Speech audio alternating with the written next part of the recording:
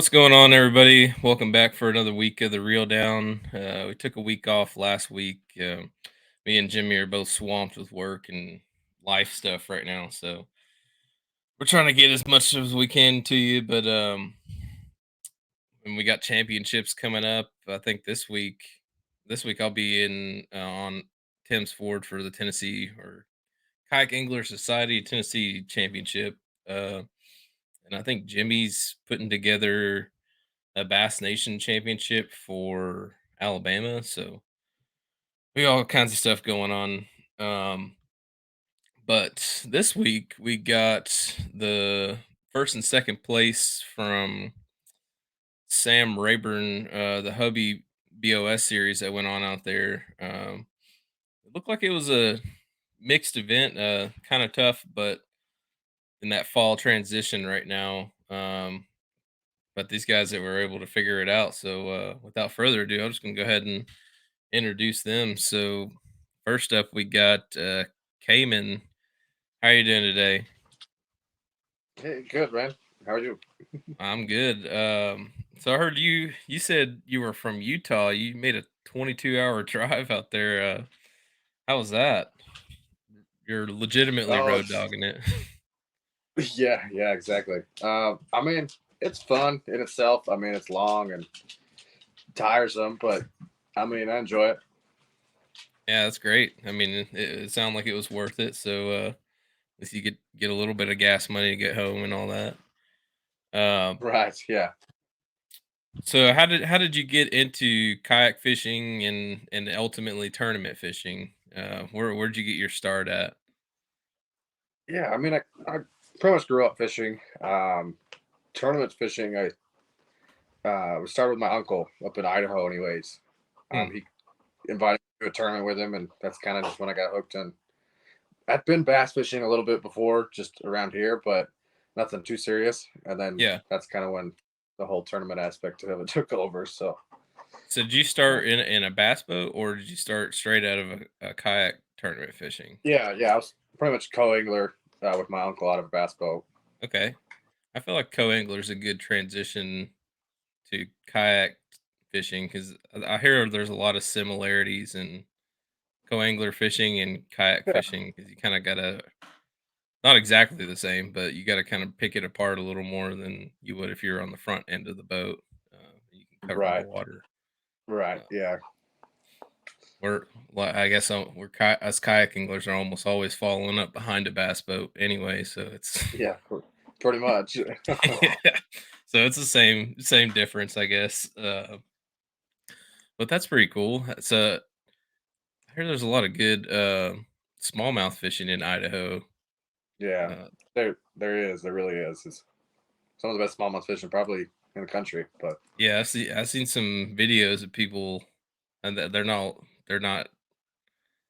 they don't like to talk about the lake that they're going to, yeah, but uh, I've seen some like 6 and 7 pound smallmouth coming out of that lake pretty frequently. I'm like, golly, you need to yeah, make that oh yeah, 30-hour trek or whatever it is to get out there.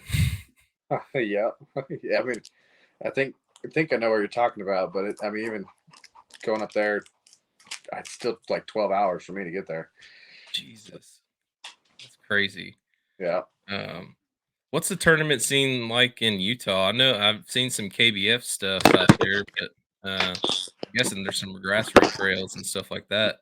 Um, Yeah, so we have one club, kayak fishing Utah. yeah, They're the only kayak club right now, anyways. Have several bass boat clubs and whatnot as well, but for kayak fishing, KBF's come out here and did tournaments with in conjunction with KFU and yeah. everything. So yeah, I don't know if I've ever like taken the time. I'm gonna look at it right now. What kind of different types of like reservoirs or what kind of fishing are you doing out there? Like yeah. So is it we're mostly like structure fishing and rock out there, or yeah, pretty much. I mean, there's almost always some rock in a lake. Some of the lakes have a lot of grass. yeah, Um, some, if the water's high, a couple of them have trees, timber, okay, um, or bushes, anyways. But it's a lot of deeper fishing. Like Yeah. a lot of times, 10 foot, might be the deepest you go in some lakes in Texas. Where here it's kind of a common occurrence. Yeah, I imagine you got a lot of elevation changes in Utah, so I feel like you got a lot of valleys and stuff. That's where most of these, in my mind at least, a lot of these reservoirs and stuff will would end up being at. Yeah, yeah, exactly. They're all pretty much highland reservoirs or whatever you want to call it. Wow. Yeah, I'm looking at one that says it's like 200 foot deep. Yeah. Like Powell. Yeah. Well, Oh yeah. Yeah. It's probably not 200 feet deep right now. It's yeah. probably, I don't know how low it is. At least I don't know, probably about 80 feet, 100 feet low right now. But Holy crap. yeah, Will we've that been in the change? Well, I guess not. I was gonna say when the snow melts and stuff, but I guess that's already happened. So yeah. uh, that's kind of wild. Yeah. I mean, we had a good snow year this last year, so it came up a little bit. All the lakes, smaller lakes are full. Um, Lake Powell's still pretty low, anyways. It's been low for Hmm, a while. wow. Well, Yeah. that's interesting. So that's cool that you made that trek out to Texas for this event. How did fishing in Texas compare to fishing in Utah? Like, what kind of changes did you have to make? Well, Uh, it can be tougher, but it's still better fishing. I yeah. mean, once you figure them out, you can still catch numbers of fish that we catch here in Utah, but you get a lot better size more often. Oh Um, yeah. I mean, the lakes are different, especially like big lakes like Rayburn. Yeah. Uh, they just set up different. They're similar, but it's overwhelming being such a big lake. Most of those, I mean, they do have some highland reservoirs and stuff too, but most of them are lowland, like Yeah. Rayburn that you're talking about. Yep. It's not really set up. It's definitely a different approach than your highland reservoir fishing. Yeah, for sure. But there's still some techniques that I feel like overlap and some concepts that do. But Okay. um, Yeah, for sure. I mean, I tweak things a little bit here and there, going all over the country for different areas. But I mean, for most yeah, of the time, it's all very similar to each other. yeah. Well, that's cool, man. Um, well, let's bring Philip on. I feel like I've had him in the background for a minute. Yeah. Hey, what's up, Philip, how you guys? doing today? Good, man. How about yourself? Awesome. So tell me a little bit about yourself. How did you get your start in kayak fishing and ultimately tournament fishing? Yeah, absolutely. I mean, I grew up fishing. Sounds much like Cayman. I got into kayak fishing about 8 years ago. I just wanted to get offshore, get off the banks. I grew up beating the banks, beating the creeks. We Yeah. did like some two-man fishing, and my dad did have a bass boat, but that just really wasn't our style. We like to go out and just kind of hit the creeks and stuff like that, small ponds. But I got into the kayak game because just so much competition on the banks here in Texas. More and more people moving here. It's gotten Yeah. obviously worse since then, and the kayak scene was really non-existent then. So it was kind of cool to get a Hobie before that was a cool thing to do. And now it seems like everybody and their son Yeah. literally is jumping into Everybody's kayak got yeah. fishing. You But got I got the into tournament fishing. You asked my buddy Scott. So Austin had their own league, and it kind of dissolved as far as just a little club league down in Austin. okay. And there's the TXKBL guys down there, but that wasn't the official Austin league at that time. Anyway, he gave me a call and said, "Hey, this was last year." He said, "Hey, you want to get into kayak fishing for bass?" And I really didn't do a lot of bass fishing. I would do it in ponds and stuff. Mhm. And so, literally last year in February, I dove in head first, had my first tournament at Fork, and literally didn't catch a fish because it was a cold front and very difficult February fishing for Was Fork. it a Hobie out there? And No, it wasn't a Hobie. It was actually, if I remember, it was now TXKBL, but SETXKBL, if I remember correctly. But okay. anyways, long story short, even though I didn't catch a fish, it was the camaraderie I loved. I loved hearing what everybody else was doing. I was Yeah, so for new to sure. bass fishing. I was just soaking in all the knowledge I could. So that's really what got me into it. It was my buddy Scott. What kind of fishing were you doing previously in Texas that wasn't bass fishing? That just We have some Seems really weird to good me in striper. Texas to not to Well, not I be bass yeah. fishing. Well, my dad, like I said, when I grew up, we fished to eat. Not because we Yeah, necessarily needed to. We yeah, just liked to go catch fish we could eat. 'Cause we like to eat fish, and so a lot of crappie fishing. crappie. I Yeah, like to do striper fishing though, which is another reason I got the kayak. So I have a right. lake that I'm not going to burn, but it's a really good striper lake we have here, and I have some really fun places. Wintertime up there is bar none funnest time you can do it, and that's why I initially got into it. That's what I was doing. A lot of That's striper awesome. fishing, crappie fishing. I'd put it in ponds. I took it everywhere. Take it up to Broken Bow, go trout fishing. Yeah, you get towed around pretty good by the stripers. Mm. Real good. Yeah, you get a good sleigh ride. Yeah, Yeah. yeah, I bet. I And go haven't. down to the coast. I can't rule that out. I love going down to the coast and doing bay fishing, getting on the the saltwater game. So your typicals like the redfish, the flounders, the speckled trout, and then sometimes you get lucky and get on like a big jack. I have a Oh yeah, 30-minute YouTube video that's literally 30 minutes of me getting towed around by this big jack. Jesus. Yeah, that's my problem. And like, if I lived somewhere close to salt water, that's pretty much all I'd ever do. Like, the chances that I've had to do it, it's just so addicting to me. Um, Yeah, like, they're both. So I like to fish for anything, but yeah, I'm with you. If I was down by saltwater, I mean, I'd still bass fish because I've gotten really addicted to it. But yeah. saltwater fishing is so fun. It'd be more of like a, oh man, I gotta go bass fishing today for me than it would be like like, oh, I'm going saltwater all the way. You said you're in Austin, so that's No, not I'm too actually in. No, my buddy's down in Austin. I'm up here in the Dallas area, Carrollton okay. specifically. Okay, Yeah, yeah, yeah, that's quite a ways for you to get to the saltwater from there, but yeah, 5 hours, you got not all too kinds bad. of good stuff around that area. Yep. Oh man, we're talking about that with my buddy Brian Howe, which I think you've had him on this podcast before. Yeah, But I don't know if I've been on it with him, but I know that Jimmy's probably had him on. yeah, we were talking Before. about this is probably the best place to live in Texas as far as being in North Texas around Dallas because we've got Oh interstates yeah, that just go every which direction. Essentially within 5 hours, there's hundreds of lakes and really good ones you can go to. So no doubt. I mean, if you just pull up a map, it's just littered with lakes everywhere, and I don't know about what frequency there's 10 pounders in all those lakes, but it seems like almost every one of them's got one. it's rare that there's a lake that there's not 10 pounders. Some of them just have a lot Yeah, more than others, yeah, So, I mean, there's ponds around here. I have a pond, it's literally a concrete pond by a library that I had an 8 pounder, at least 8 pounder, come up on a glide bait. It surprised Jesus me how big this Christ, fish was. I mean, this that's is just wild. a 2 acre pond, so Yeah, it's just a healthy area. It seems like.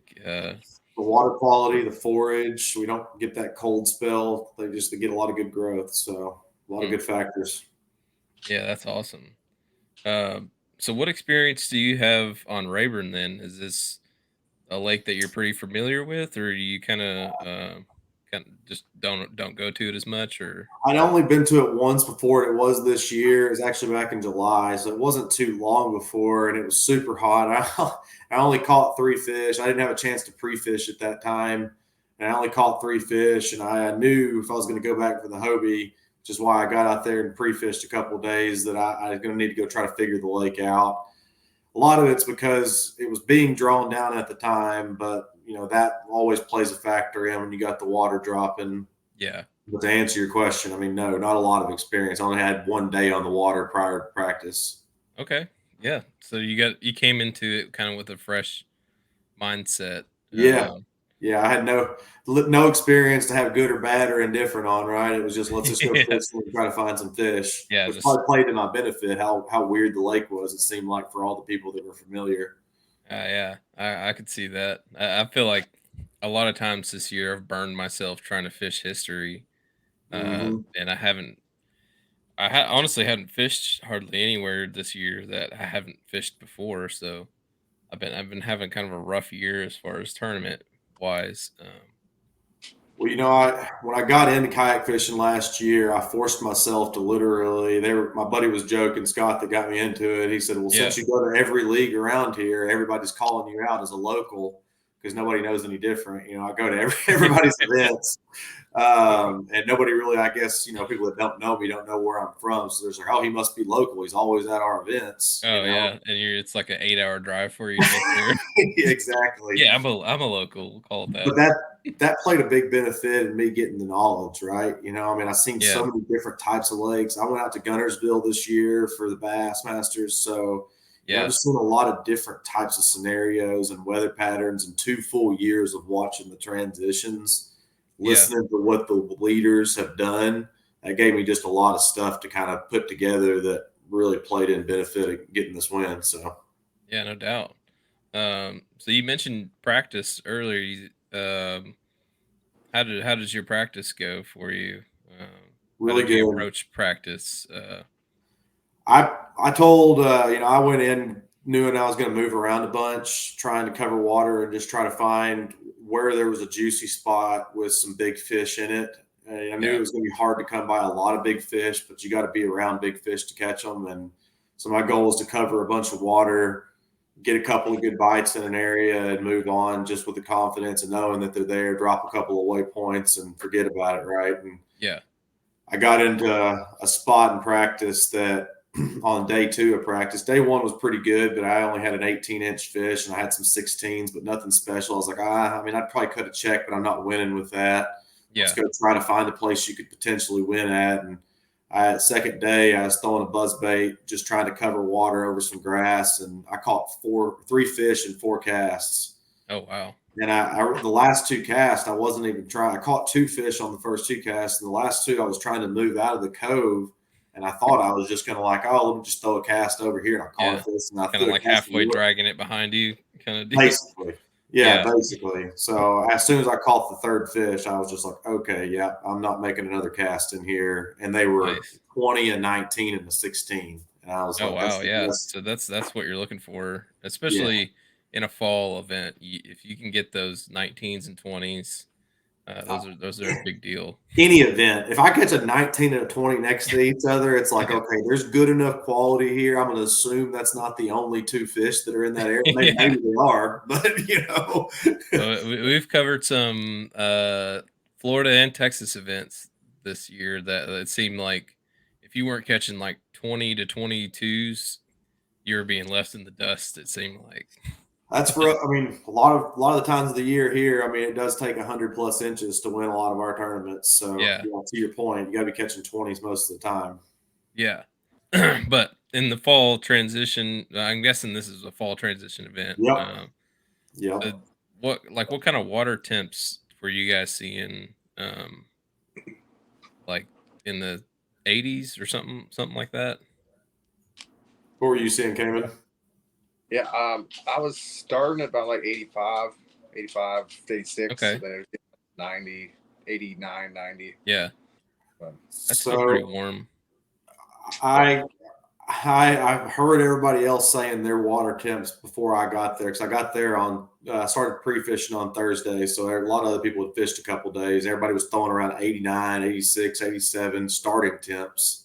Yeah. And that spot that I caught those 3 fish in, it was 82 degrees, and this was at 9:30.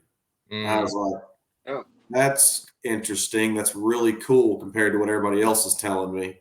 yeah. Well, that was another reason why I kind of tucked those fish away and was like, that's interesting. It's a cool area. It's off the main lake. It's You grass think there there. was like a spring or something in that area? I see a It lot of was, spring fishing this time of year. I mean, I'm speculating, but it probably is. There's probably some accuracy to it. They were drawing the lake down, and it was right Yeah. off the main channel. I think it was just pulling that cold Current. channel water up into Yeah. the shallows as it was dropping, if that makes sense. Yeah. Huh. That's what I think so. assume. What else would make any sense? There's no reason there would be cold water there. There was no spring. I looked around. I was like, where's Yeah. it coming from? Because there was a little bit of like a pocket back in the direction, but it actually got warmer when I got up in that pocket, and it was covered in grass. So I was like, well, that's not where it's coming from. Yeah. But yeah, I've learned that over the years. In these hot times of years, you can find a couple of degrees cooler. Oh That's yeah. even 1 degree will make a difference, but a couple Oh of yeah. degrees. Yeah. I don't. They know. I don't know how they know, but they know that. Well, the bait Yeah, knows. the And bait when the bait knows. knows, they know where they look for the bait. It's kind of wild that it just like moves around until it's just like, oh yeah, now it feels good over here. Yep. Well, Let's just settle down over Yeah. here.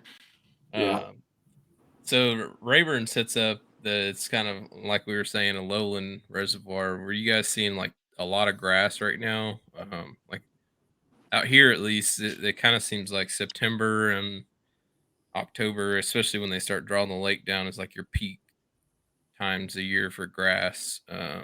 and grass mats and stuff like that.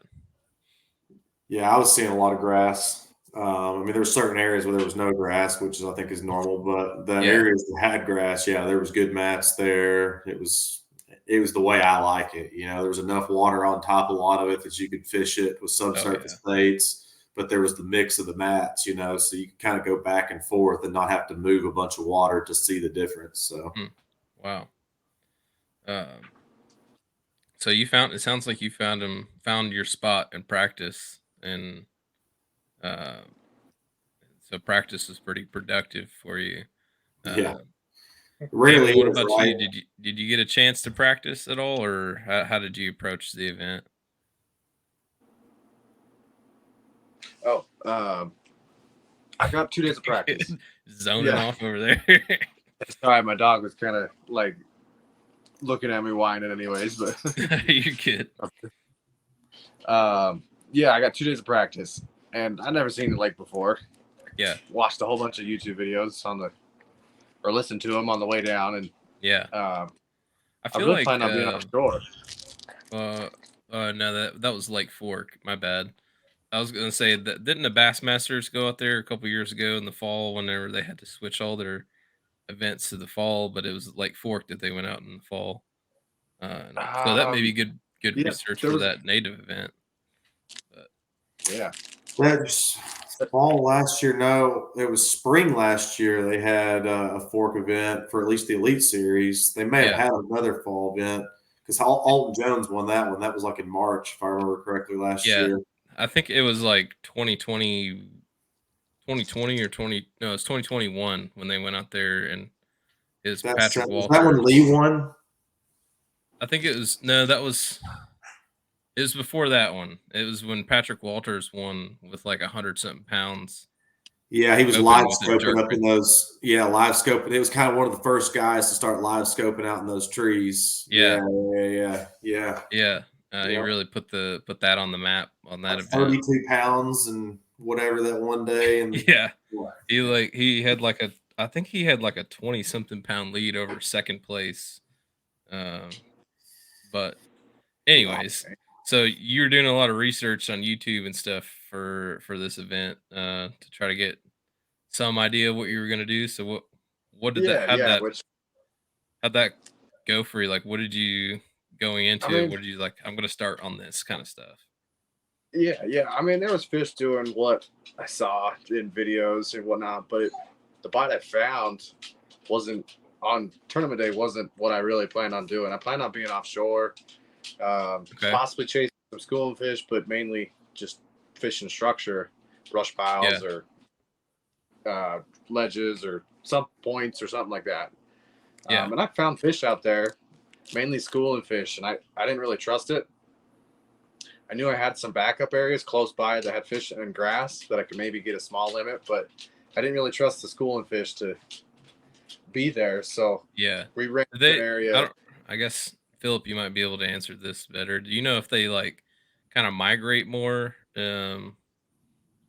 instead of staying in one cuz I some mean, of from our lakes they kind of those fish will like they will not stay in one spot. They just end up migrating all over the lake if well, you I find think a this is school. kind of what Cayman was alluding to, but I think everybody saw this. The fish were moving around a ton, Yeah. and I Yeah. mean they're chasing bait, right? I mean, you're catching them and they're spitting up bait, so they're chasing the bait. The bait's not staying in one spot because you'd see Yeah. it flicker in one moment and then it wouldn't be there the next. I mean, was Wow. it the same for you, Cayman? Would you kind of like see Yeah. spurts?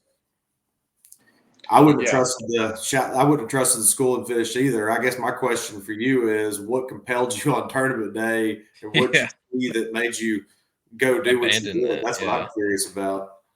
I mean, I knew there was some fish around grass. And the last 2 hours of practice, we ran to an area of the lake that looked good, and there was fish doing the same thing.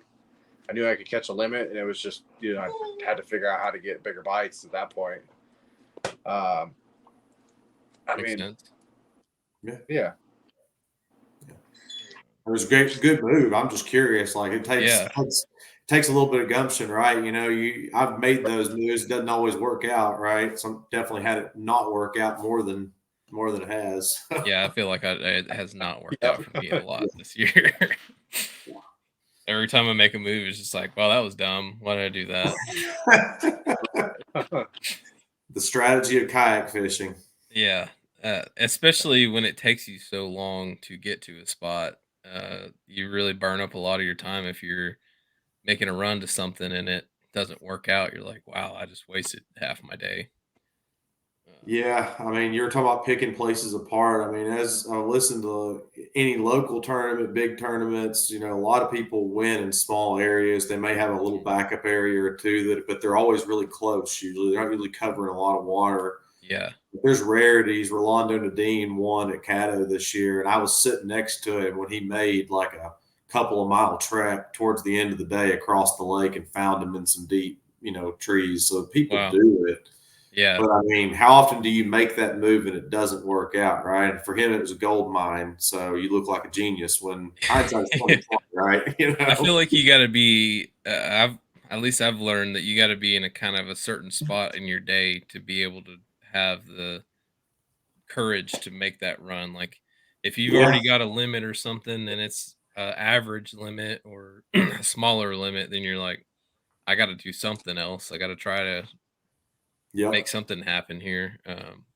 Yep. Yep. But otherwise, if you're on them and you make that run, it doesn't make sense to do that. Yeah. Well, we weren't on him, so he was smart to do something different. He Yeah. made the right move. So Um, Yeah.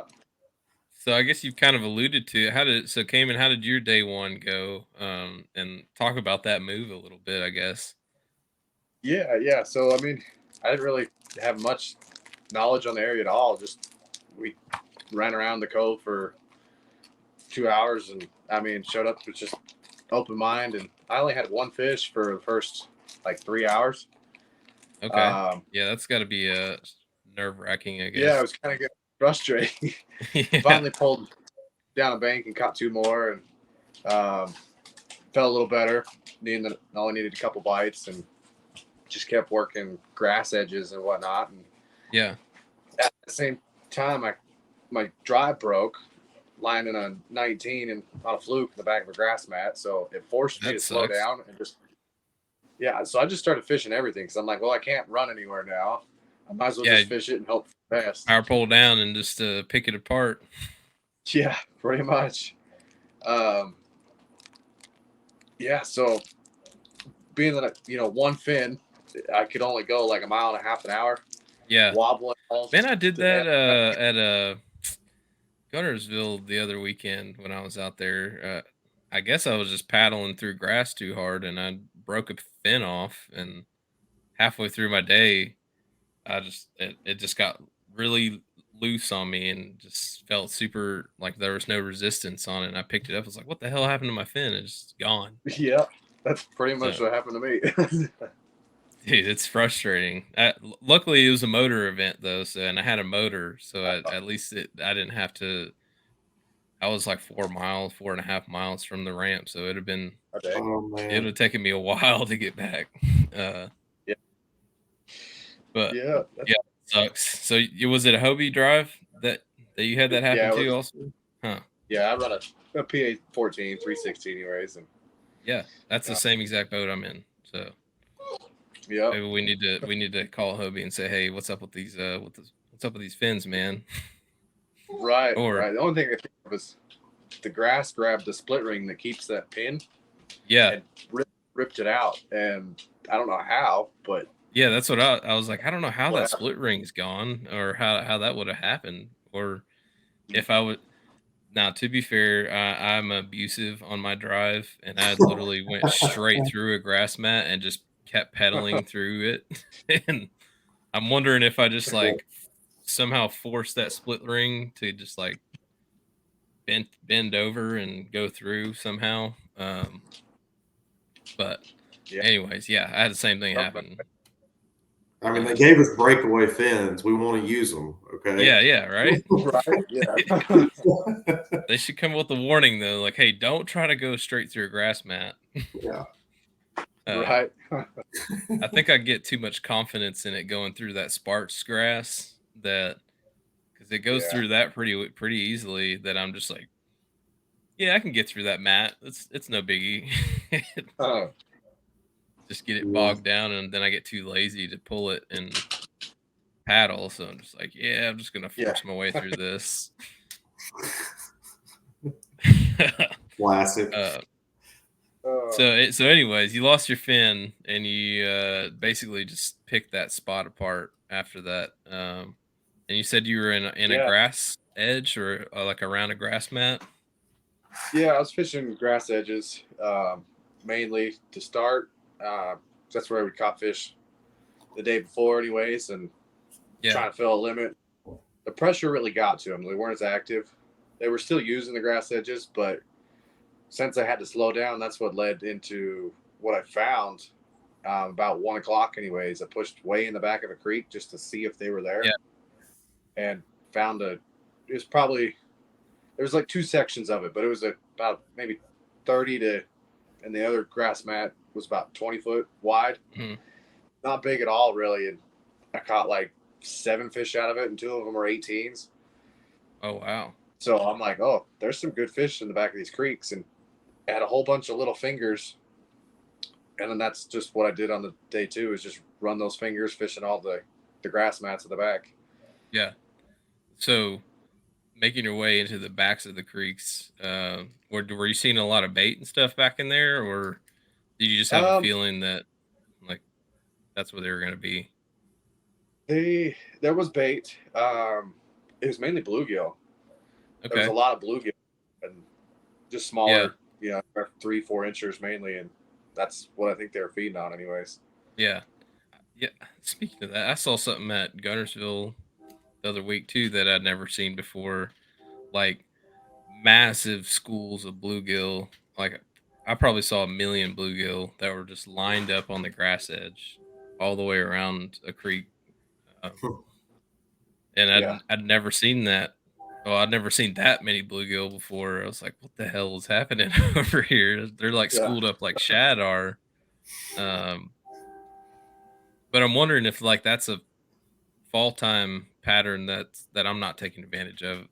That I need to start looking into more. Is the bluegill patterns in the fall. I typically always focus on the shad patterns.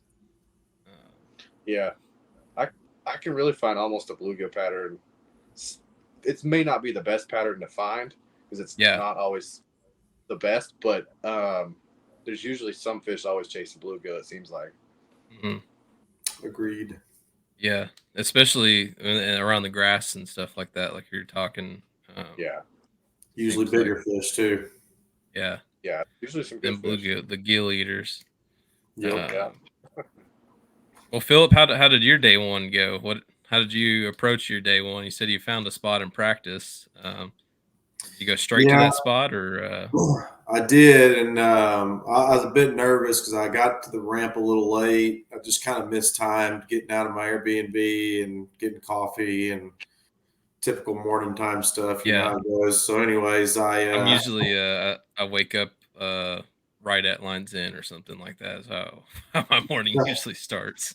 I was putting in my yak as it was takeoff time. So I wasn't late, but for me, like I'm usually just out there loitering around waiting on starting time. So Yeah. it's kind of getting everything going. My graph was acting kind of weird on me. I had to turn it off and on a couple times to actually get it to GPS up and everything. So Mm. it's freezing on me. I'm like, oh man, is this how this is going to start? Yeah. Is this gonna be one of And those things? I got a speeding ticket on the way out there. So I'm like, is this going to be one of those like bad omen trips where just like weird bad things happen? But thankfully, everything came up on my graph and I got out in front of everybody. I'm always a peddler. I don't have a motor. So Yeah. strong legs got out in front of everybody. And I thought I actually have my GoPro. I recorded this. I'm like, I really hope everybody doesn't stack up around me because there was like 10, 15 maybe. I didn't exactly see how many, but there's a pack behind me. And I didn't even want to look back. Yeah. I didn't want to veer off path. I just wanted to keep going. Yeah. I got to my spot. I kind of just protected it. Everybody blew past me. They didn't even think about stopping. And Huh. so I'm like, well, that's pretty cool. Yeah, Bass that's a good boats come sign. flying around. There's a bunch of bass boat tournaments that day one. And bass Oh, I boats come forgot. Yeah, I forgot to flying ask all that. over the Is lake. there a lot of boat pressure that I mean, it's Texas, so I mean, there's it's Texas, and it's starting to get kind of, like the people that are going to deer hunt, like they're getting their last bit of fishing out of their system. Club events are having their championships, and it's a Saturday in Texas, right? And it's not deer season, and it's so nice out. I mean, it's it was not pretty 100 nice degrees. weather. Well, it was Yeah. almost 100, but it's not as hot as it's been. So anyway, all that Yeah. said, added up to a lot of boat traffic, but somehow or another, this little place I had found, which was on the main lake, nobody came over there. Mm. I mean, I there was guess one. Go ahead. I was gonna say, I guess on the main lake, a lot of people pass that up this time of year to go straight to the backs of creeks and stuff. There's a lot of people on different main lake spots, and there was a guy that was another kayaker in the Hobie that was on a point adjacent from me, but nobody came over in that area. And Yeah. that one guy kind of fanned through a couple of times through the day, but nobody ever came over there the whole day. I figured at some point I was going to have to like be that guy, so to speak, and be like, Yeah. look, man, I'm kind of fishing here. It's not a very big area. Yeah. I'd really appreciate it if, you didn't hog me over here. Yeah. You know, you have to sometimes, right? It's like, let's be respectful with each other. Obviously, Yeah. this is a big enough area to fish. This was Especially if it's something, I feel like if it's something you found in practice that you're confident in, yeah. and you know that it could potentially cash you a check or win the event, Well, you yeah, got to like, kind of get like a little defensive about it. well, in this area, it was so like the whole area was maybe a football field, but there was like some small juicy spots with the spot within the spot, if you will. Yeah. It was never like one spot that I got a ton of bites per se, but there was this one mat that was like 30 foot wide. So it's kind of like what Caymen saying, it just wasn't a very big mat, Yeah. but there was a bunch of fish in it. And I was getting some frog bites in it, and I was getting buzz bites in it. And I could go out to the flat that was adjacent from that, and I could get subsurface bites on swim baits or jackhammer. I was getting most of them on that, but other things as well. And so I was mixing it between those two. I just try not to soak the bait too much. I started off, got a couple of buzz bait bites early. After I caught my first two fish, the mat bite was getting slow. So I was like, let's just not hammer this all day. It'd only been like 45 minutes. So I backed off. I made a couple of casts. I had a miss. It was just a slam and miss. And I was like, okay, there's some fish here. Seen a couple of fish bust, and that's when I caught my 22. So I threw right where I seen a couple of fish bust. I made a couple of cranks, and it just loaded up. And I honestly thought I reeled into a mat or into some heavy grass, rather some underwater grass. But I've learned from experience that fish will do that, especially on a jackhammer. They'll just load you up, and it just feels like dead weight. So I held my rod there for a minute, and it gave me that telltale thump. And I'm like, uh-oh. And it started coming at me. And so I actually thought I lost that fish like 3 times on the way in. And I never even like knew. Swimming at you 100 miles an hour. And exactly. Never even knew it was a big fish until I just had spidey sense. I was like, this thing's playing like those. I've had big fish really hurt my feelings, as we all have as fishermen. And that's how they usually do it. They're slacklining you the whole time, and you never really get a good hook set and all those factors. And then they come up and jump or something, and that's right. when they, But I anticipated it. I don't know how, call it grace of God, because I anticipated it. And as this fish gets to the boat, or to the yak rather, I just picked straight up, and I'd seen color and dipped down as deep as I could. Literally felt this fish ram into the net because she was about to dive. And I just ripped it straight up as fast as I could so she couldn't get away. So that's awesome. I may have, I had a good hook set on her, so I may not have lost her, but could have gotten the drive. A lot of things can happen when they take that dive. Sure. Like that. So, I feel like with a net, you kind of have the opportunity to fish, like horse them in a little more than you maybe would if you weren't using a net, and just kind of get them to the net as fast as you can, essentially. Well, and how many times do you pick straight up like that and they come straight up free willy style on you? So it's like I was Yeah. afraid that was going to happen, but I just knew my only chance of catching that fish by the way it was running at me was just to try to get it in the net yesterday. And so I Yeah. got lucky, you know. People I talk did that about, earlier this year. I had a 23 that I picked up on as I was trying to get it to the net, and I got it on video, my jig in its mouth popping out of its mouth, and it was freewheeling like you're talking about, but like kind of a half-ass version of it, like mhm, kind of just flopping up. And I caught it with my net as it was yeah. doing that. And I was like, "Oh my god, that was so lucky." Yeah, man. Yeah. Uh, Love it when you actually that red trophy that's behind me over here. I won that tournament and I had a 21 do the same thing on jackhammer. It jumped up and I had my net and it luckily jumped in the net. yeah, Oh, yeah. So when luck's on your side, it's just I mean, yeah, that's what I it's felt just your like. day kind of thing. Yeah. I mean, you lose that 22, you don't win the tournament. I mean, That was a big difference for you. I'll go over some of the day one stats here. You were in first place with 92 and a quarter inches mhm. on day one. I think I lost my camera here. Yeah, you froze up. Is my audio still going? Yeah, your audio's still going. Yeah. I don't know. Here, let me start that over. In the meantime, so yeah, you were in day one lead there with 92 and a quarter inches, and that 22 looked like it was uh, a big game changer for you. I mean, what Yeah, was I the mean, next biggest fish that day?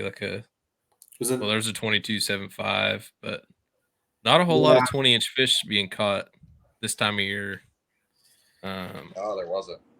no, which is shocking, but it's not shocking at the same time because of the time of year it is. And again, it was talking to everybody in practice. I knew, you get a couple of good bites and you had a really good chance of going out and doing something. Maybe not necessarily winning, but I knew it was going to help. And I mean, that 22, if you look at that, you take that away and make it, just say an 18 or whatever. I'm down there, in yeah, 5, 6, so it's just like right those there are the with bites. everybody else. Seemed like it was a lot of the mid to high 90-inch limits being caught. Where like you're saying, a lot of those 16 to 18-inch fish, limits full of those. Yep. And so a lot of those guys had one good fish, like 120. Yeah. Um, And that's just but how yeah, fishing was. It was a lot of, 13 to 16-inch fish were pretty prevalent, but getting things over that.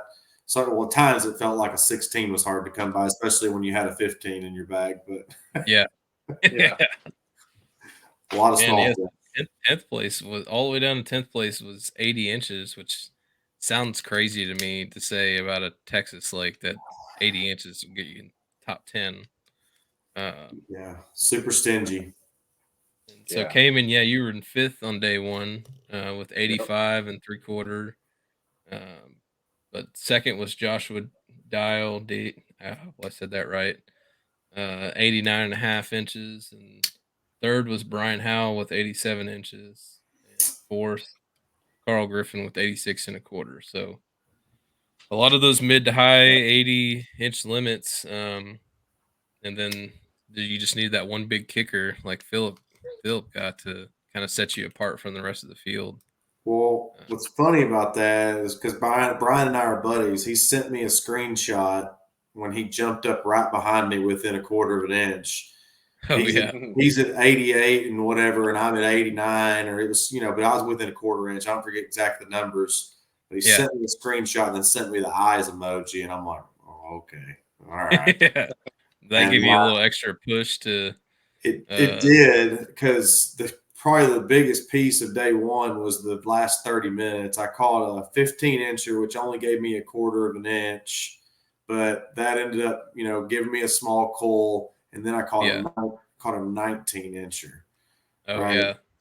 And Those are second biggest of the day. It looked like. yeah, so that gave me another couple inches. That extra 2.75 inches that I cold up at the end of the day, and I win by 2 inches. So it's again like the big kicker, get those two extra coals. I don't know how many times I hear these stories, people win, and it's just like everything tends to line up, and it's like Yeah. how many times have I lost a tournament or been just out of the check? And it's like, well, if this would have happened, and this would have happened, and this would have happened, it's just Yeah. like all those things just happened. That was the culmination. I'm still waiting for my luck to go the other way. It's always "Man, this would have happened and this would have happened. Maybe Yeah. someday. It happens We more can all be often than dreamers. Yeah. I'm gonna put that out there in the universe. Hopefully it gets fulfilled this Just weekend. manifest it, you know. Just Yeah. say it. I joked with Brian. I said, "Well, I'm saving. I hadn't won a tournament all year. I said I'm going to win mine, and I'm saving it for Sam Rayburn." Yeah. Save it for the biggest one I'm gonna fish this year at the end of the year. Yeah, exactly. That's awesome. So you had the lead going into day one. Cayman, you're not too far behind him. I mean, 7 inches. Is that right? 7 inches? Yeah, Yeah. somewhere around Yeah. the 7 inch mark. March, yeah. 6.5, 7 inches. I mean, what was your thought process going into day two? Were you just gonna kind of do the same thing, or first of all, did you get another fin before day two, or how did you I deal with did. that? Well, so I was going to borrow a drive from a friend that wasn't fishing the event. Yeah, And then, but I messaged AJ to see what because she was maybe going to be fishing yeah, on Sunday following Adam McCluskey around. So okay, she needed her drive anyways. yeah. So I messaged AJ to see what parts he had, or just in case. And he's actually had a whole drive for me. Yeah, So I I got was gonna say I think AJ usually has like a whole fix it drive trailer. It yeah, seems like full of extra parts and pieces for yeah, all the people that have issues with their stuff at the event. I guess that's one of the nice things of fishing a Hobie event with a Hobie kayak is that they'll right, bring yeah, stuff to to be able to fix your kayak if something happens. yeah. It was really nice to be able to get a new drive. Yeah, that's awesome. So he gave you a brand new drive to use for the event? Yeah. Or Well, part of it too, my one of the cable, the right side cable on the inside of the drive is only holding on by like a couple threads. oh yeah. Yeah, I So had that there was happen to one, me too. yeah, I mean partially a lot of abuse also, but yeah, uh yeah. So I got a it whole new was like drive. Thankful after to it AJ was like two and a and half whatnot, but years or 3 years of use, like busted the cables on one of my old drives. Um, yeah, but so that's pretty nice that he gave you a new drive. Did you still have that drive? Like, did he let you keep that one or? I didn't. No, he just basically wrote it off as like a warranty replacement. Yeah, well, So that's it was really awesome. cool. Dude, Yeah, Yeah, that's really cool. that's the best warranty replacement ever. Just hand it Yeah, to him. right. Yeah, yeah, on-site service, man. He does everything. yeah, This Warranty is why you should replacement. buy a Hobie, everyone. Yeah, yeah, for real. Best customer service around. Sounds like. yeah, for sure. Not a Well, sponsor, that's by the cool. way. Just a fan. Yeah, yeah. Yeah. Uh, well, that's cool, man. So you got your brand new drive for day two. And so going into day two, what kind of adjustments maybe did you make, or did you kind of go with the same game plan? Yeah, yeah. So, I mean, I was stoked to just be. I didn't think we only had 85 inches, and being Rayburn, I did not think I'd be in fifth. Yeah, Um, so I was stoked to just yeah, be there in the position I was. Um, since I yeah, had for found a real. pattern, or thought I found a pattern, anyways, I ran that, started on the edge, and just worked my way into the back of the cove. And sure enough, in the first hour, I caught the 20 was my first fish I caught of the day. Caught a Wow. couple 12 inches, a 14 and a 15 and a 19 anyways, and then was just calling up from there. And then just started running that pattern through the rest of the little backwaters and pockets in Yeah, that whole area. And it calling with a 16, and then took me a while. It took me till about 1 o'clock to catch another fish anyways. And that's when I caught an 18. that's awesome. So what did that Yeah. 18 call for you? Like a 14 or It called something a like 12. that? A No, 12. Wow. yeah. Good call. Yeah. Yeah. You said that was at the end of the day? Yeah. Or, like, Yeah. close to the end of the It's about 1 o'clock, anyways. So last couple Wow, hours. yeah, that jumped you up quite a bit. Yeah. You Yeah. would have been in, what, 6th or something like that if you didn't have that fish, and Right. I had jumped you all the way up to 82. 2nd. Yeah, exactly. Jumped from pretty much 82 to 88 inches, and it helped a lot. Yeah. That's awesome. Yes, I mean, like we were just saying, that just those couple key bites in these transition events seems like it really makes a huge difference. Especially, I kind of like fishing these tougher events. It seems like it's kind of more like an equalizer, and the field, it seems like it's more fair across the field. Whereas, like, in Yeah. those other times of the year, it seems like one person's just dialed and they got it. They're pretty much dominating it, or a handful of people are dominating it. Yep. But Yeah. Sure. so that's pretty cool that you're able to make that happen. What did you think was holding those fish in those areas? Like, just the bluegill, or was there certain Uh, types of vegetation that kind of made it a little so different? Or well, the mats were better in the back, and I okay, think the pressure kind of pushed them back there because there was a ton of boats. I mean, yeah, on Saturday I probably saw 30 boats roll through the area, wow, plus but everybody yeah, was fishing the edges and fishing the outside of it. They weren't going all the way back in.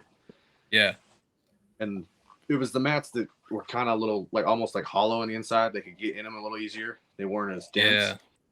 yeah. And those were Were pretty you much all in the back of the Were you creeks. punching any of those mats, or mostly just you said you were No, throwing a fluke? And yeah, fluke. I caught 119 on. I tried punching a little bit just because they're just coming up for the frog yeah, through the middle of the mat, but I could never get a punch bite. yeah, Um, threw I a have a swim hard jig. time figuring out a punch bite, man. It just doesn't work Yeah, for me. yeah. I threw a swim uh jig and a check on the edges, but that's awesome. Well, that's cool, man. Well, what about you, Philip? How did you approach day 2? I mean, you had the lead going into day 2. Basically just try to milk the lead and keep them off you, Well, my plan was to go out and replicate day 1 and try to get the same amount of inches. Obviously you can see where I yeah, ended up in that. Well, to get to why I didn't get there, because I definitely had the opportunity to get exactly the same. But I went out there with the game plan to fish the same, cover a lot of water, throw a lot of baits. It was junk fishing, yeah, so it was just, you'd catch a couple of fish on one lure, they wouldn't touch it, pick up another lure, you might catch a fish, you might not. And it was just cycling lures, and I yeah. had probably 4 to 5 rods, hanging off the end of my yak at any time, I've got good about at least hooking them up to where there's not dangling lures everywhere. But Oh yeah, I'd bad about sometimes leaving lures dangling, and then I go to yeah, pick one up and they're all freaking wrapped together and stuff. I'm like, the kayak Christmas tree doesn't work out too well sometimes. yeah, no, You yeah, So, anyways, my plan was to go out there, go to that same spot, protect it. I knew that I needed to stay around it again all day. There was nobody at the ramp though, so when I show up, I'm just like, okay, there's 2 yeah, people. One of them's a good buddy of mine. He looks at me and says, "Hey, I'm not going to even be around you. Just tell me where you're going to go, and I'm going to go somewhere else." The other guy was like, "Yeah, man. Hey, you're leading. We're good carte blanche. Just go have at it." So I yeah, was like, yeah. "All right, cool, no pressure." That's a lot less Um, stressful than the day 1 launch where you're trying to race yeah, everybody to the spot. Yeah, yeah, and duck boaters and everything. So yeah, just get out to day 1, and I'm just sitting there kind of reveling in the moment, and I just kept telling myself, don't overthink it. Just go fishing again. And so I yeah, went into it. It's very similar, throwing the buzz bait, caught a couple of fish. Literally, first 3 casts, I caught 2 fish. And I was like, whoa, this is going to be a fun day of fishing. yeah. And they weren't yeah, big fish. It was like a 16 and a 14, but just to catch 2 fish that quick, you get 5 fish real quick, and then the rest of the day's fun because you're just Yeah, I fishing. mean, it sounds like a limit of 16s. Was that put you at 80 inches? Yeah. And then just one more kicker from there is like kind of right where you needed to be for the day. Exactly. It's what I was thinking. You get some 14, 16, maybe 17 here and there, then you get one big kicker. You're kind of like right there where you need to be. Yeah. So I kind of got a little slow. I picked up the jackhammer, started throwing it. I was surprised I didn't get a bite on the first couple of passes through. So started throwing some different things, wasn't getting any bites. And then I picked up a little whale swim bait, and like the second cast, I caught that it was damn near 19. It was 18.75, I believe it Yeah. was. But I caught that fish, which was ended up being my biggest fish that day. It was obviously a big help in the whole deal, but yeah, I Day two, caught that. you had a 19 and a half as your Oh, biggest okay, that's fish. right. I caught. Yeah, we'll get to that later. But anyways, yeah. So Okay. I caught. Yeah, so I caught that eight. That was the one I caught in the swim bait. Yeah, the 1975. Because that was my biggest fish of the day. Yeah. And I was like, okay, well, this is gonna be perfect. I'll just throw the swim bait all day. That was the only big fish I caught on the swim bait. Everything else was like 14 inches. I did finish my limit out with that swim bait. Started going back to the mat, and just started doing my same game plan over and over again. Did you say that you were throwing the whale? Is that the 6 cents whale that you're Yeah, throwing? exactly. Which you don't have to say, I guess, but what, you know what size it was? Yeah, it's the 4.3 if I recall. The four, whatever the low fours Okay. is. But yeah, I That, mean, go ahead. I was gonna say I like that. I like that bait because it kind of is like it has the same kind of action that a mag draft has, but you can get all kinds of different sizes in Exactly.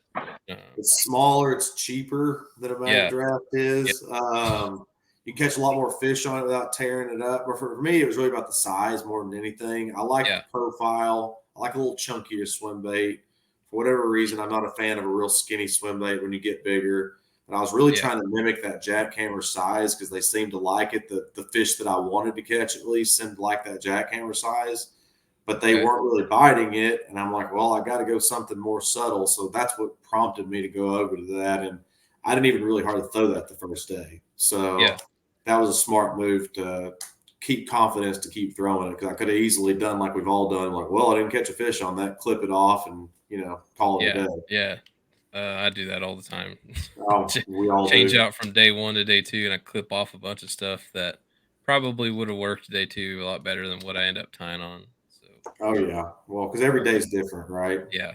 And then day two was so much different than day one for me, and it sounded like for everybody in varying different ways. But like for instance, it seemed like because it was overcast, it was going to be just a great day of fishing all day. And for me, the more overcast and nastier it got, the harder fishing got, which was counterintuitive to what you'd think. You'd think the fishing would get better with that weather, which it I usually kind of does. Not saying I seem didn't catch fish. I kind of seem like it kind of seems like sometimes in the fall, at least on those grass lakes and stuff, that the overcast seems to be a harder time fishing than the bright sunny days. I mean, I guess certain days it can be, and yeah, I mean, yeah, I've definitely had plenty of days where I'm like, it's overcast, there's wind, why am I not Yeah. catching fish? But when it would get bright and sunny and the wind would almost die that second day, that's when I was getting my bites, and it was just Hmm. like, this makes no sense. Yeah. Yeah. So was there Pretty much. I guess was that any significant change between the weather on day one and day two, or was Yeah, it? we had rainstorms that were north of the lake, and they kept trying to come over the lake, but that was keeping us with cloud cover all day. Okay. So So you had it didn't like a rain. low We got rain pressure that day. system kind of trying to move through. Yeah, yeah.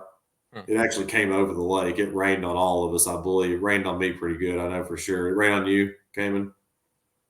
Yeah. Yeah. It was pretty much cloudy. It tried rain, sprinkled a little bit, but No, it rained. It rained on me. oh, Yeah, that I get sucks. that. But Were you ready for it, or did it kind of catch you off guard? And No, I was only a 7 minute paddle from the pedal rather from the ramp, so I wasn't ever very far, and I never felt nervous. I seen a little bit of lightning, but it was far enough away that I felt comfortable. I don't know if I should have, but it was far enough away that I wasn't like, oh, I'm in immediate danger. yeah, I wasn't like tasting metal or anything weird like that. So, yeah. uh, Well, I do it plenty, but I supposedly if you see lightning, you're not really supposed to be like, well, that's what they say, but yeah. I'm just Yeah, gonna I don't hope know. it's I mean, not lightning. in the middle of a tournament, I'm not gonna put my rods down and Well, quit what's funny fishing. about that is it ended up being a key deal because I caught I think it was 15.75 that gave me a coal that ended up being a pretty big coal that second day. I wouldn't have necessarily needed it, but I think I would only won by like a quarter of inch. So that gave me a 1.75-inch coal. Like I said, only won Wow. by 2.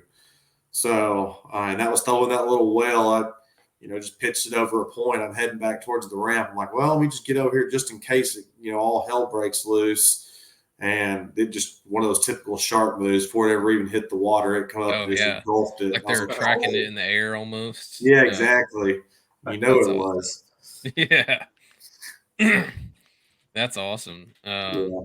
So how were you feeling getting off the water on day 2? Did you feel like you Well, you had it in the bag, or were you pretty nervous? Or no, I honestly thought I gave it up. I thought that for a couple of reasons. One, because I only got 84 inches, and I was yeah, like, man, that's pretty mediocre. I mean, it was decent for day 1, but for day 2, a lot of people had better days, upper yeah. 80s. So we're saying 80 inches had you in the top 10 on day 1.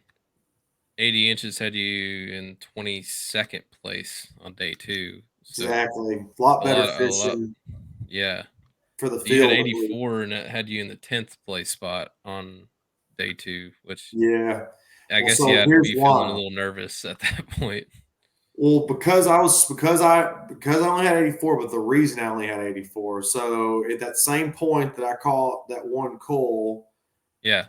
right before that, the reason I was even throwing on that point was I was like, there's got to be some fish there. So I'm throwing a jackhammer, hadn't got a bite. It's almost about to back away from it, and I get slammed. And I'm not right. It's like, when you give up and you're like, oh, there's not a fish here. I'm like Yeah. basically looking behind me for my Like they next just spot I'm know. moving. They just know that you're like on your Yes. low right there, and like, yeah. And it wrecks me, and I never had a chance with this fish. It was 10 foot of line out at best. It comes up and gives me a big shamu jump. I have my rod tip buried down under the water, and it comes up and gives me another one and basically winks at me as it's throwing Oh my no. jackhammer. I mean, it almost hit the nose of my kayak. It was right there. Man, that sucks. And this fish was, I caught a 24 and a half at PK earlier this year, which is my biggest ever bass, my PB. Yeah, that's massive. And this fish was of that quality. I don't know if it was bigger, so I'm not going to go telling fish stories, but I'll just say it was of that quality, and it was Yeah, definitely bigger than probably in my. that 22 to 24-inch range. Like, I'm thinking more 23 because it was bigger than the 22 I caught the day before, yeah. definitively. I mean, when it Wow. came up and it landed, it gave me one of those, like it sounded like a carp landing, It's clunk. Yeah. And as soon as Wow. I saw it, I just like took a deep breath, and I was so in shock I didn't even say a word. I went back. I want to go back and listen to it because I'm sure I was just dead silent. I don't remember even when it came off. I just literally just made another cast. Yeah. Shake it off. Don't even. Just like, well, that was supposed to happen, I guess. Yeah. Dang. Yeah, that would have been a huge call for you. You had your smallest that day was a 14 and a half. Yeah, I So mean, you're like talking that. about between 8 and 10 inches, depending on whether it's 22 or 24. We'll call it the smallest 22. To your Yeah. point, I biggest always being just the try to undersize it so that yeah, I'm not. I don't. It makes me feel better about losing it if I undersize it. Even yeah. if it was a bigger fish than that, and I'm like, "Ah, it was only a 22. It could have been a 24. It's fine." Because I mean, unless something crazy happens at that point in my mind, like I catch that fish, it's a nail in the coffin. Even Oh, at for sure. 10:30, this is like Yeah. 10:35 when this happens. That's a nail in the coffin, in my opinion, because it's like I already gave myself a buffer on day 1. Now I'm up there at 92 plus inches again on day 2. It's like, man, somebody's gonna have to do something crazy.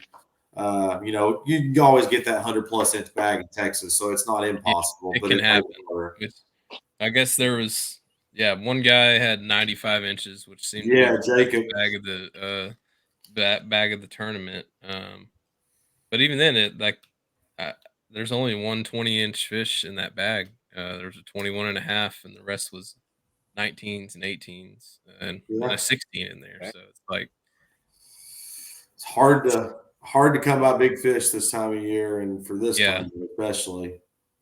And I mean, it's kind of the end of the year, and that lake's had a lot of pressure on it the whole all year long. From high school to club to major Yeah, events to Yeah. it's cool to see that it's still holding up. I mean, you had 115 anglers in this event and 977 fish. So a little less than 10 fish an angler. yeah, But but how many fish didn't get submitted? Like it's yeah, probably 3 or 4 or 5 times that number amount of fish actually caught, if I had to yeah. guess. And there's a lot of people though well, this is day 2, so there's probably a lot of people that didn't fish day 2. Let's see how many people. There's quite a few zeros. I mean, there was 10, 12 or so zeros. How many people with limits? I mean, down to 55th place had limits, so that's still pretty good Pretty good. average for a fall event, I think. Yeah. A lot of people, and I felt like finding a limit wasn't going to be the deal. I was never nervous that I wasn't going to get 5 fish on both days, and just unless something Yeah, crazy happened, it was really about, am I going to get some big bites, and when I get those big bites, am I going to get them in, because they're so meaningful. You didn't get many of them, so like that's why losing that one really, especially because it was so big, but.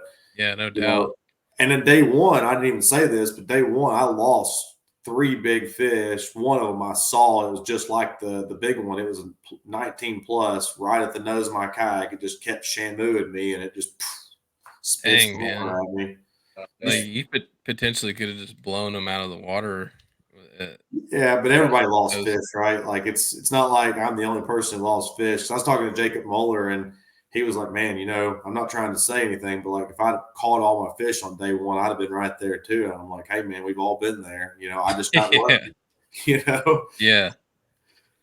Uh, that's kind of crazy that there's so many lost fish. It seems like in these fall events too. It's just like, Just period. yeah, It's you're in a Yeah. plastic boat. You're getting pulled towards the fish.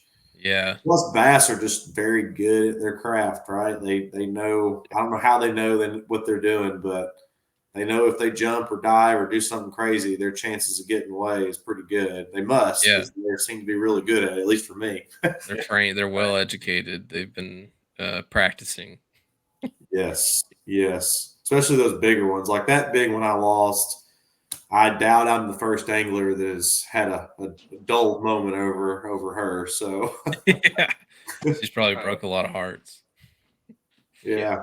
I actually Uh, seen, I don't know if y'all know who Derek Miller is, but he posted a Facebook post today, and there's a little crappie jig in the top of this huge bass that he had caught its mouth. And he said, someone has a sad story to tell. yeah, no doubt. Probably thought they caught a monster with a crappie rod on that Oh, thing. I mean, this thing was big. I don't know how many pounds. I'm guessing 8 plus, just looking at the mouth. It was big. Wow. Yeah. Yeah.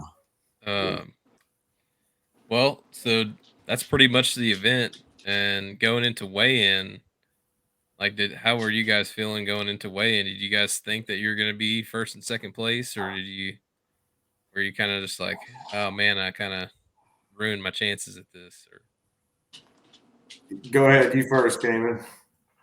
Yeah. I mean, I really didn't think it would hold out. I was feeling good because I did better yeah, than the day before. But yeah, you had I mean, 88 and 3/4 inches on day 2. So yeah, pretty good, pretty yeah, solid limit, and that's third best limit on day 2. So that's uh right, right. I didn't jumped really you get up to a check the couple leaderboard much. spots. Right, right. So I didn't really get to check the leaderboard much. I didn't really have good service, so I mean, the only time I checked the leaderboard was about 1:30 when I ran out towards Main Lake to find service and submit my fish, and saw I was in second, but I didn't think it would hold up, and so Yeah, it's kind of nervous. that's awesome that it did. How was that feeling getting called up on the stage and everything? I mean, it was real cool. I mean, I took top 5 in Wisconsin, so to be up there again, that was really cool. And Yeah, I figured I was going to be called at 4th or 5th or something like that. But yeah. They just keep calling names, and you're like, winding down. I'm like, oh boy. I'm like, I knew I didn't have it. I didn't pass the 176 mark, but yeah. I mean, you're close. You're little less than 2 inches, an inch and 3/4. Is that right? Yeah.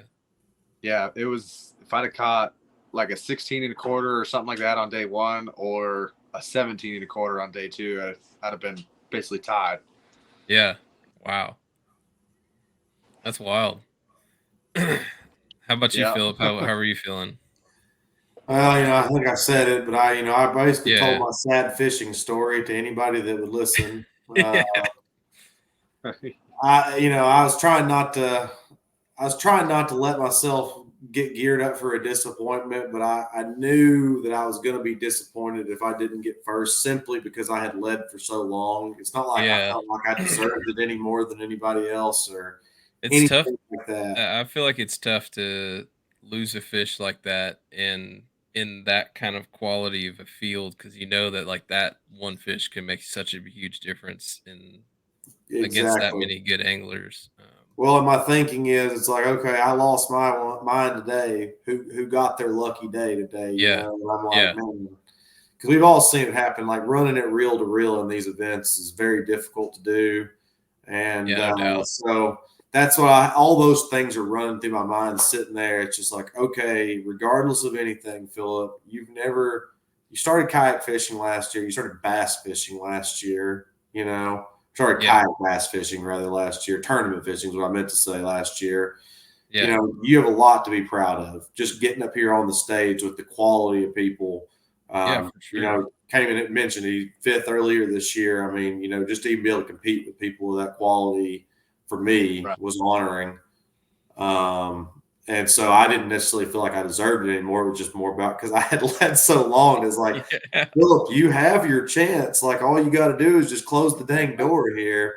So yeah, that was really all it was just like, don't get disappointed, Philip. Whether you get second or third or fourth, fifth or whatever happens, like you did really good. But I kept running through my mind like, but I was first like 95% of the time. Yeah, man. That's pretty cool to even have the be first on day one, like in that Yeah. field. Look, it's Well, I didn't say it, but there was a TXKBL event that was running in tandem on day one with the Hobie, and I yeah. won that event. So, I'm coming out of all kinds of emotion. I had never won one of their events, and that was kind of a bucket lister for me Yeah. because they're a big trail here in Texas. They usually have over 100. It's not Yeah, I was gonna unlikely say for that, them. isn't that one of the bigger trails Oh, out yeah. there? They're 100 plus in almost every event. I've Wow. seen them up around 150 people for a local club event, right? Jeez. I feel like And that would so give you a lot of exposure to fishing against a lot of people in general, and those like just some guys, talented anglers, and a lot of those guys yeah, are hammers.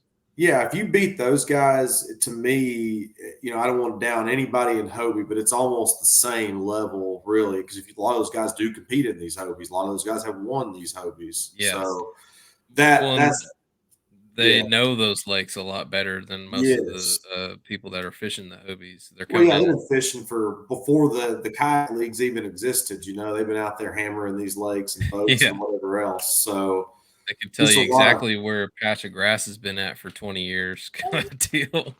yeah. So there's just a lot of things going through my head. Because it's like I had such a good day one.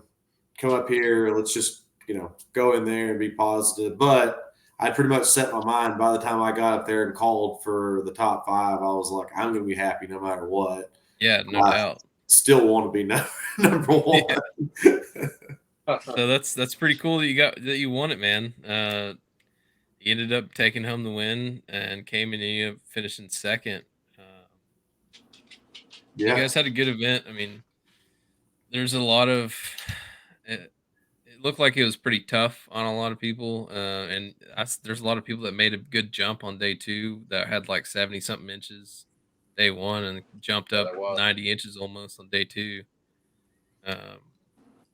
Fishing I'd have flip been flop. nervous.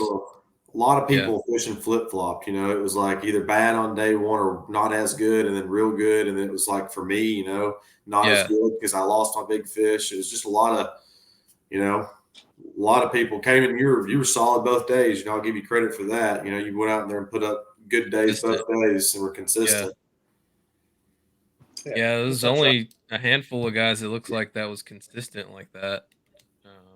Yeah, that's one of my biggest goals coming into this year is just being consistent through, all tournaments and just trying to, you're not going to win everything. Nobody's going to win everything. It does require a lot of luck. Anybody that You're like doesn't, Russ or somebody.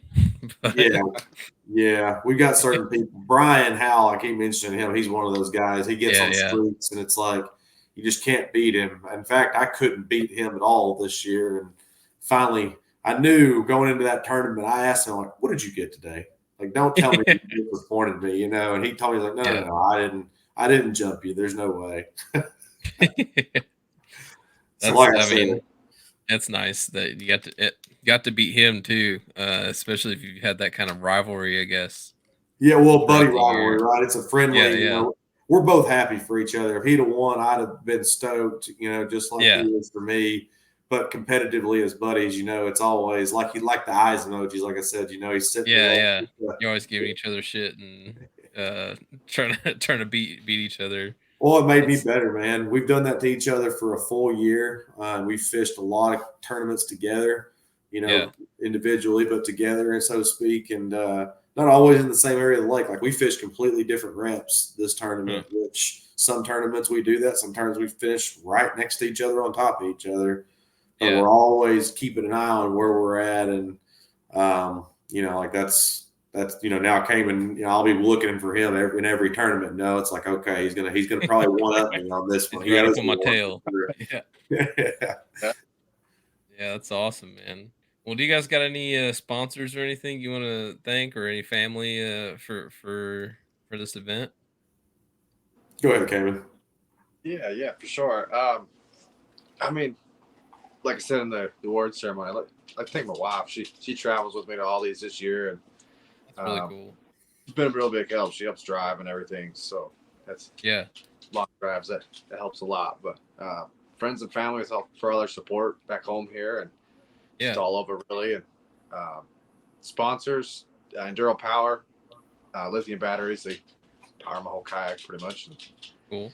Big deal for me anyways to be running those batteries. Yeah, no doubt. Pro Step team for 6 scale fishing. Great rods and reels. I mean, I run all the rods and reels now, and I mean they hold up better than the rods I was using previously.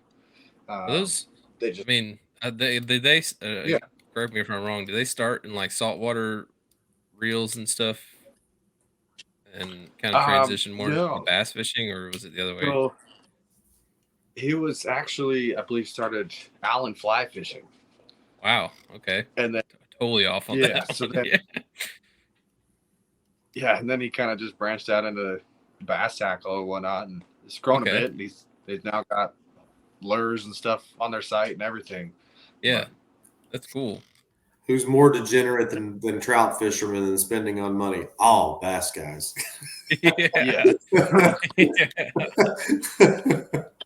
Yeah, no doubt. They'll buy 30 rods for the fly guys will buy 2.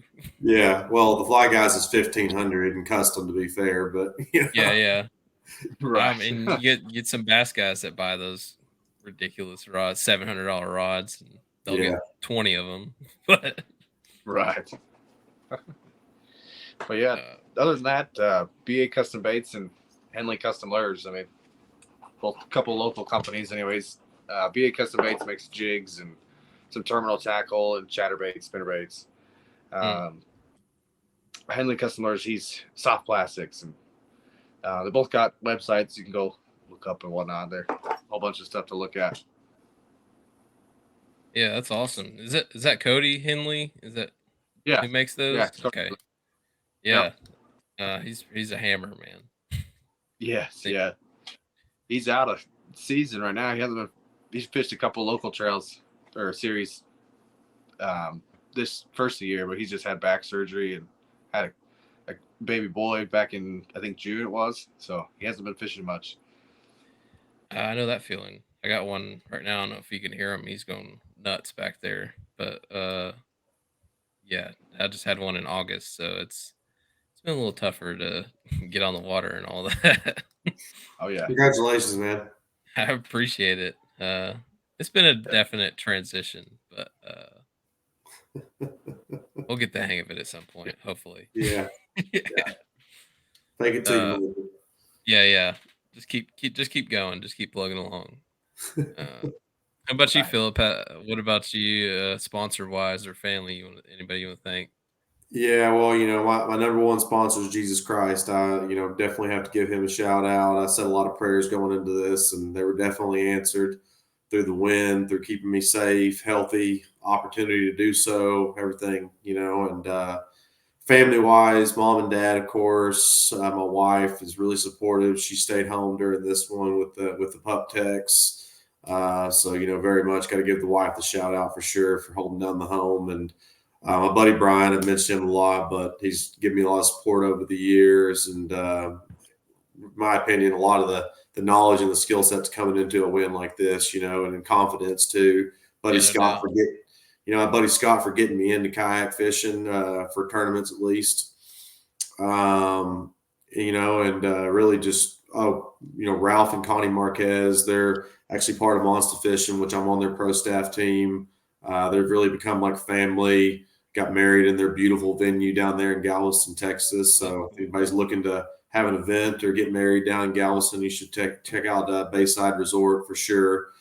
Um, and then as far as other sponsors or pro staff goes, Waterland, as y'all can see my shirt here. I think a lot of people know Waterland. Josh Jones is on their team. Yeah, We saw Ben Milliken wreck some shop earlier this year on another East Texas lake close there at Toledo. So yeah. we're doing pretty good on Team Waterland as far as Big East Texas lakes this year, and just in general, we had a lot of good wins on the team. What's And I've got there's one dang that I'm hammers that you just mentioned on that? There's Oh, and they're setup. Texas companies, right? That's what I Yeah. love about it. I'm Texas made. I'm a native Texan, seventh generationer. So Wow, that's awesome. yeah. So at the end of the day, being around and being a native Texan and having native sponsors. And I've got one other. I can't name them yet. It's not officially official. We haven't inked it, but we've made the verbal agreement, and I'm going to have a Rod Pro staff coming up pretty soon. And I'll just say that some of those names I just mentioned are also on that team as well. So, Oh uh, wow. but yeah, man, really excited for the opportunity, and thank you so much for giving Cayman and I the opportunity to come on the podcast today. Yeah, no problem. I'm glad we could have you on this week. It was cool hearing your all stories and getting to know you guys a little bit. It was a good time. Absolutely, man. Absolutely. Yeah. Well, with Good that, time. I don't have a wrap up for this week. Jimmy bailed on me again, so and he left me without my wrap up. So this will be basically it for the week. I And think, that's all, folks. yeah, that'll do it. I'm trying to see what's next on tournament wise that's coming up. I want to say there's a Bassmaster in the Susquehanna. That's not for another couple weeks. Yeah. Believe so. But I'll try to find something for next week. And try to get that going. Hopefully, we'll be able to have another show for next week. Oh yeah, here it is. Susquehanna is the 7th and 8th, so next weekend. So this weekend, I don't know for sure what's going on. I've got our state championship, but I don't know if anybody wants to hear about that. Hobie's teasing that they're going to drop their schedule pretty soon. Oh yeah, maybe get AJ on and talk about their schedule coming up. Yeah, that'd be cool. I'd definitely like to hear about that. Yeah, I've been tossing around as maybe trying to get some of the guys that are in the AOI race on and talk about their season, and because the BO or the TOC will determine the AOI for them, right? Yeah. There's Yep. yeah. I don't remember who all's in that race right now. Seems to always have some influence for sure. Yeah, it seems like it always comes down to that, which is on Chick this year, so that'll be interesting. Yeah, people haven't got me real excited about it so far, especially Hewing Minor. He he said, "Oh boy, chicken November." Yeah, Yeah, Uh, exactly. I was just like, "Oh, yay. I've never even fished this lake, and I'm already excited." Honestly, it's the whole TVA chain in the fall is tough. It's tough to fish it. It's gotten beat up all year, and the fall patterns out there are just hard to dial in. It seems like, and to get those bigger bites, like you're saying, they're a lot harder to come by in that time period. Oh, boy. But you can go back and watch. I mean, that'll be in November, so that same year I was talking about where the Elite Series kind of pushed all their events to the fall. They fished that Lee Livesey won that event on Chick That's in right. November. Uh, so maybe do use that for some research. I can't say that it'll be exactly the same as that, but Another uh, Waterland team member, another hammer. yeah, there you go. Maybe hit him up and see if he's got any tips for you. Yeah. Uh, Maybe I pay him to take me on a guided trip. He might tell me a few things. yeah. I mean, I'd I'd be love to down do to go on that. a guided trip with him. Yeah, I was That gonna say, seems like a no jokes about it. I would love to go out on a guided trip with that guy. He just yeah, no, for hear some sure. of the knowledge, even if you could get like 1% of what he knows. Yeah, especially on like Fork or somewhere like that. Oh man. Yeah, because he's been fishing that one since he was a little kid. So, Yeah, he's got all the juice and all the there. other ones that nobody knows about out there in East Texas. Yeah, all those little honey hole lakes out there. Yeah, people aren't from around, people that aren't from Texas, they look at a lake and it's like, oh, that's 1,000 square acres or whatever. No way, Yeah. that's a big, big fish lake. And it's like, yep, just keep thinking Yeah, that. yeah, just keep going right by it. Fine by me. Yep, Uh well guys, it was good talking with you. I'm same. glad we could have you on this week.